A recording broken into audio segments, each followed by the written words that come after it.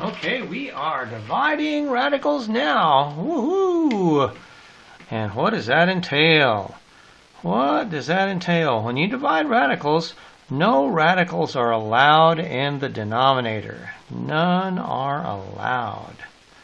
No radicals allowed. So what is that called? Rationalize the denominator. So the new word we're learning today is rationalize. Rationalize the denominator means that there are no radicals in the denominator at all. So let's do a couple of easy examples. How do I rationalize the denominator? Well, if it's just one radical, if it's all it is one radical, you just multiply by that radical. So I multiply by the radical, and what do I see? I get radical 7 on top and radical 49 on the bottom. Is that what I want? Well, I can reduce that, so that'd be 7 square root of 7 on top of regular 7. Radicals can be in the numerator, that's okay.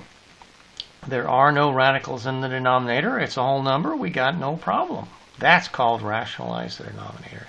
Let's do it again. What if I had 5 over the square root of 6x? Oh, you got letters in there too? Yep. What am I going to do? I have to multiply by whatever the square root is. Yeah. And what do I get on top? 5 times the square root of 6x.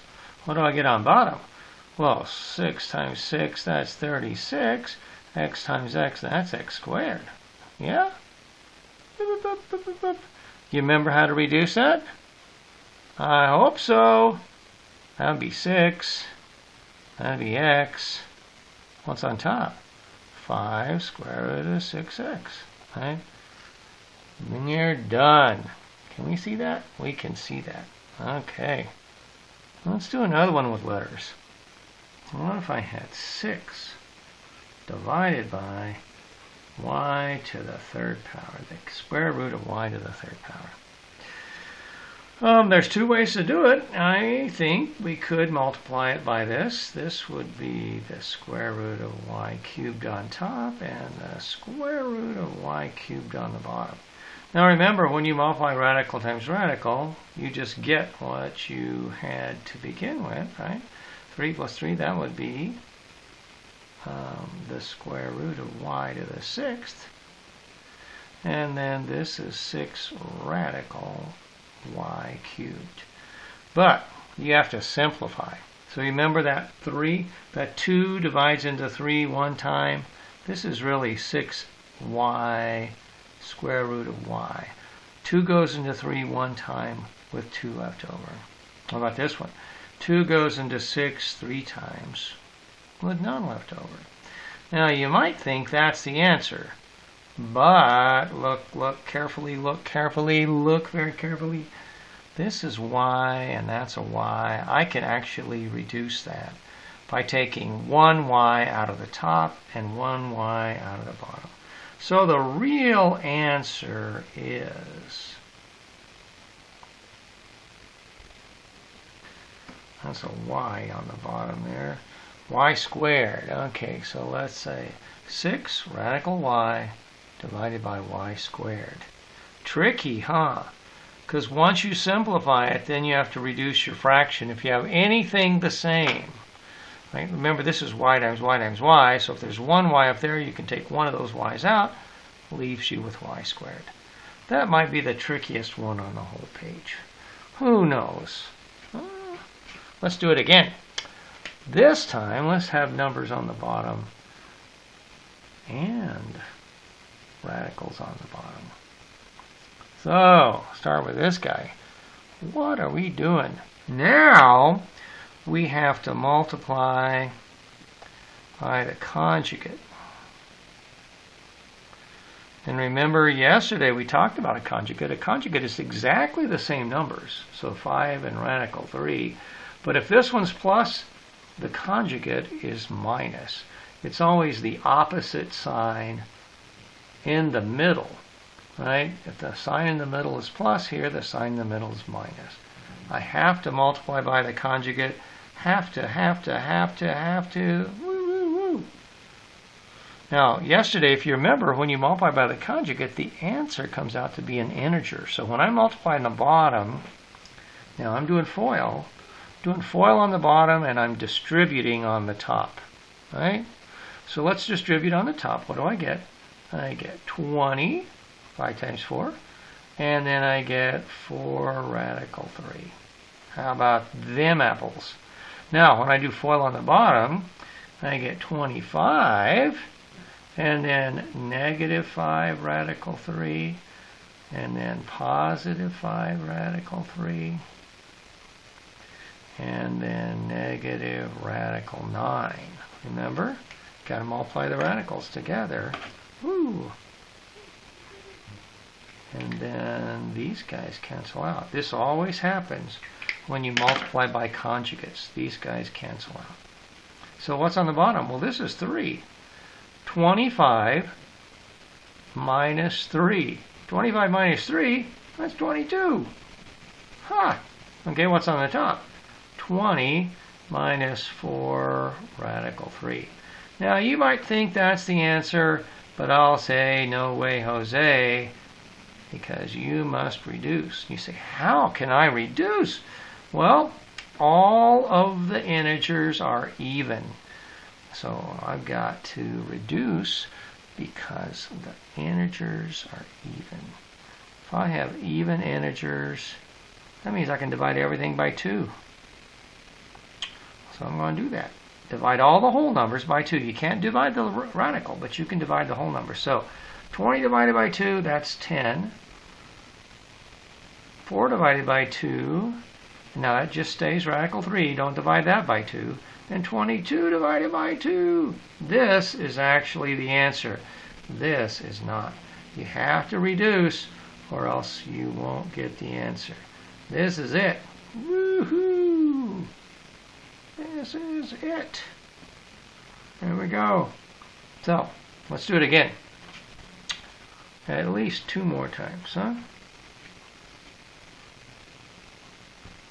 Okay. What if we had 9 on top and square root of 7 minus square root of 2 on the bottom? Ooh. Have to multiply by the conjugate, remember? The conjugate is exactly the same numbers. Exactly the same numbers, but the sign in the middle is different. Exactly the same numbers, sign in the middle is different. That's what we want. So, on top I distribute 9 radical 7 plus 9 radical 2. On the bottom, I have to multiply by FOIL. Remember, all I'm doing is I'm doing FOIL on the bottom. I distribute on the top and do FOIL on the bottom. Right, so here we go. That would be square root of 49. And then 7 times 2, that would be square root of 14. Because you can multiply radicals together, but then it's negative square root of 14. And then it's negative square root of 4. Oh boy. These guys cancel out. Hallelujah. That's what's supposed to happen. And this is 2, and this is 7. So 7 minus 2. That's 5. So 5 is the denominator. What's on top? 9 radical 7 plus 9 radical 2. Now that is the answer. I can't reduce anything. I can't divide any of these numbers by 5. So this is it. Yeah! Woo-hoo-hoo. Let's do it one more time. And then we can call it a day. Ha ha ha. One more time. So.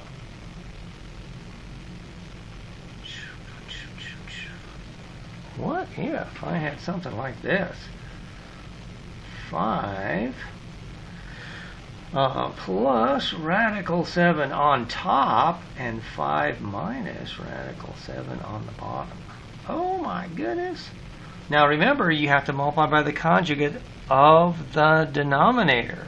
The conjugate of the denominator. Right? So what is the conjugate? Well, it's the same numbers with the sign. And whatever you do to the bottom, you have to do the same thing to the top. Have to. So now I'm doing FOIL on the top and FOIL on the bottom. Oh my. So, what's on top? 5 times 5, that's 25. 5 times radical 7, that would be 5 radical 7. Another 5 radical 7. And then radical 49. That's all on top. What's on the bottom? 5 times 5, that's 25. 5 times that, that's another 5 radical 7. Oh my. But here it's negative. And then that one's negative as well. See, it's not the same on the top and the bottom. Not the same at all. Now, I know this is 7, so I can put a 7 right there. Well, this one's 7 too. I'll put a 7 right there. Okay, so when you multiply by conjugates, that means on the bottom of the fraction, these guys cancel out. They are not there anymore. But these don't cancel out. See, this one's positive and negative. Positive 5 radical 7, negative 5. They're not the same. I mean, so they cancel out. But these guys are the same. So what can I do? I can add 7 and 25. So that makes 32. And then I can add 5 and 5. So that makes 10. Yeah. And what's on the bottom? 25 minus 7. 25 minus 7 is 18. Ta-da. Uh-oh. Bing, bing, bing, bing, bing, bing, bing, bing. What do you notice? I see even integers there. All of the integers, so that means I can divide by 2. Woo. So if I take everything, half of everything, the correct answer would be half of 32 plus half of 10 divided by half of 18. That is the answer. That's it right there. Wow. Amazing. Well, that is rationalizing the denominator. Now you can do today's homework. Bye.